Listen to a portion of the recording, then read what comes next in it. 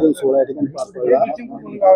केंद्रीय मंत्री प्रतापराव जाधव आणि तुमच्याही ताफ्यामध्ये एकच गाडी पाहायला मिळाली, मात्र जे आयोजक आहेत त्यांच्याकडून कुठेतरी पंतप्रधान मोदी यांच्या आव्हानाला हरताळ फासल्याचं पाहायला मिळालं। आता आव्हान करून नुकतेच 1-2 दिवस झाला आणि हळूहळू तर प्रत्येकजण त्याच्यावर अंमलबजावणी करून राहिला।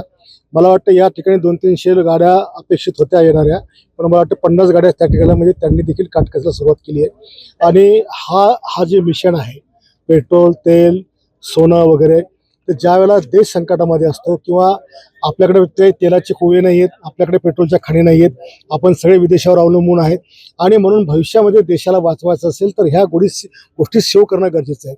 ज्या माणसामध्ये राष्ट्रभक्ती असेल तो राष्ट्राकरता हा त्याग करेल किंवा राष्ट्राला मदत करेल। ज्यांचं प्रेम राष्ट्रावर नसेल त्यांनी या विषयाला राजकीय विषय म्हणून बघितलं नाही पाहिजे की एखादा पंतप्रधान तो प्रधानमंत्री जरी असला तर देशाचा प्रमुख नागरिक आणि देशाचा कर्ता आहे।